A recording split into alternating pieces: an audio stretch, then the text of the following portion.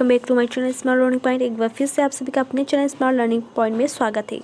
तो देखिए यहाँ आप लोग की अच्छे से तैयारी बनाने के लिए यहाँ ऐसे सारे क्वेश्चन लेकर आए हैं जो कि एग्ज़ाम के पॉइंट भी आपसे बहुत इंपॉर्टेंट है, कई बार पूछे गए एग्ज़ाम में। तो यहाँ देखिए जो क्वेश्चन है वो बताया जाएगा, साथ में कॉन्सेप्ट भी क्लियर कराया जाएगा। अब ये सारे क्वेश्चन किस टॉपिक के हैं ये आप क्लियर कर देते हैं। तो ये वैदिक संस्कृत के हैं, ठीक है, वैदिक संस्कृत। अब देखिए सिलेबस में अगर आपको यूपी पुलिस या होम गार्ड में ये वैदिक संस्कृत है तो आप लोग के लिए दोनों के लिए बेनिफिट होने वाला है, ठीक है, होम गार्ड के लिए भी यूपी पुलिस के लिए भी होने वाला है।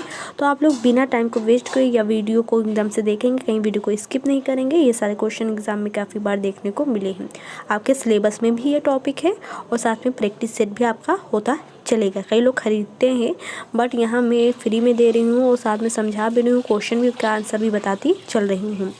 अगर आपको किसी और भी टॉपिक पे चाहिए तो आप हमसे कमेंट बॉक्स में कमेंट के द्वारा पूछ सकते हैं। आज का फर्स्ट क्वेश्चन है, ऋग्वेद के किन 6 मंडलों को वस मंडल जिसे गोत्र मंडल कहते हैं कहा गया है। अब देखिए यहाँ कह रहा 2वें मंडल से 7वें मंडल तक। तो ऋग्वेद के किन 6 मंडलों को वंश मंडल जिसे गोत्र मंडल भी कहा जाता है कहा गया है। तो यहाँ देख सकते हैं आपका ऑप्शन ए राइट हो जाएगा। नेक्स्ट क्वेश्चन है, किस वेद में जादू माया और वशीकरण का वर्णन है।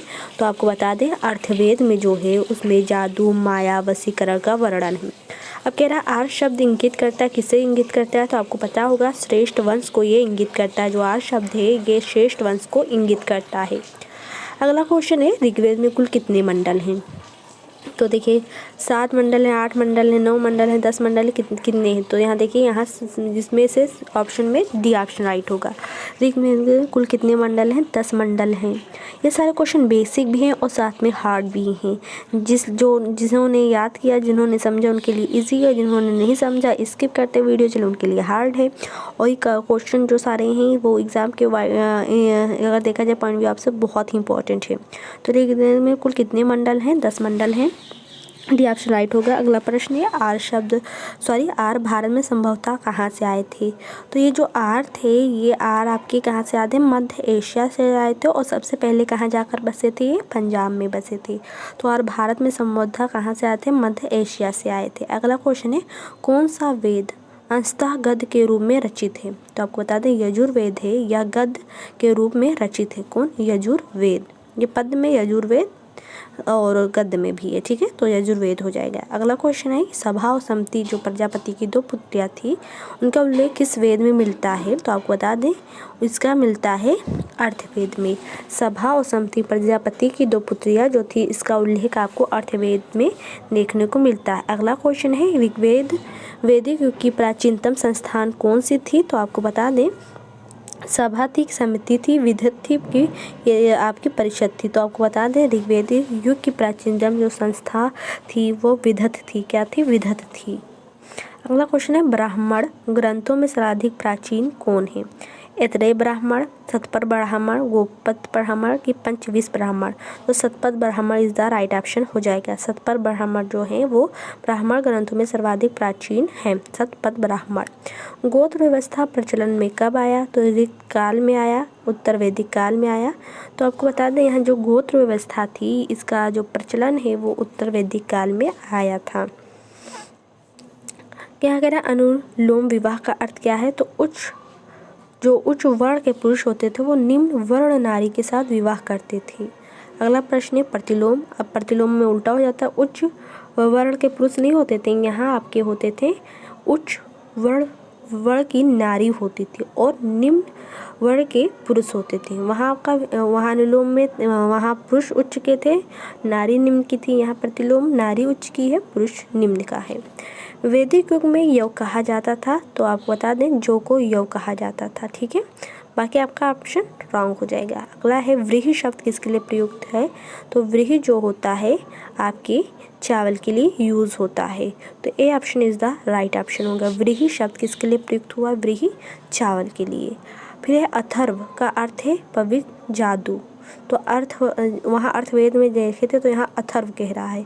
तो दोनों ऐसे वही है, अर्थवेद या अथर्व का अर्थ है पवित्र जादू। वो पूरा अर्थवेद का है जादू टोना बलीकरण वशीकरण ये सारा, पर अथर्व का अर्थ है पवित्र जादू। अगला क्वेश्चन है, सूची फर्स्ट एंड सूची सेकेंड को आपको मैचिंग करना कह रहा है। शिक्षा, कल्पसूत्र, निरुक्त, छंद। और फिर दूसरा सूची है ध्वनि शास्त्र, कर्मकांड, शब्द उत्पत्ति शास्त्र, भाषा शास्त्र, छंद शास्त्र। तो आपका जो शिक्षा है यह आपका ध्वनि शास्त्र में है, कल्पसूत्र जो है या कर्मकांड में है, और सी जो है आपका तीसरे में है, शब्द व्युत्पत्ति शास्त्र में है, जिसे भाषा शास्त्र भी कहते हैं। छंद आपका छंद शास्त्र में देखने को मिलता है। तो ऑप्शन ए राइट हो जाएगा। अगला प्रश्न है प्राचीनतम व्याकरण अष्टध्यायी के रचनाकार कौन थे? तो आपके कौन थे? पढ़नी थे। ठीक है, बाकी का ऑप्शन रॉन्ग हो जाएगा। तो प्राचीनतम व्याकरण अष्टध्यायी के रचनाकार पढ़नी थे। अगला है निम्न में से कौन सी स्मृति प्राचीनतम है? तो मनुस्मृति जो है वो सबसे प्राचीनतम मानी जाती है। यहाँ आपकी ए ऑप्शन राइट हो जाएगा। अगला प्रश्न है आदि काव्य की संज्ञा किसे दी जाती है? तो आपको पता होगा यहाँ रामायण को दिया जाता है। बाकी का ऑप्शन राइट आपका रॉन्ग है। तो आदि काव्य की संज्ञा किसे दिया जाता है? रामायण को दिया जाता है। महाभारत, गीता, भागवत पुराण ये आपका रॉन्ग हो जाएगा। और आदि काव्य की संज्ञा किसे दिया गया? रामायण को दिया गया है। किसका? आदि काव्य रामायण। प्राचीनतम पुराण है तो मत्स्य पुराण है। तो प्राचीनतम पुराण कौन सा है? मत्स्य पुराण है। बाकी का आपका रॉन्ग हो जाएगा। तो प्राचीनतम पुराण मत्स्य पुराण। स्टूडेंट आपका यहाँ ख़त्म हो चुका है। नेक्स्ट वीडियो मिलते हैं नेक्स्ट क्वेश्चन के साथ। तो ये टॉपिक वैदिक संस्कृत जो है ये एग्ज़ाम के पॉइंट भी आपसे बहुत ही इंपॉर्टेंट है। क्लियर कर लें। UP police and home guard दोनों में सिलेबस में आपके है।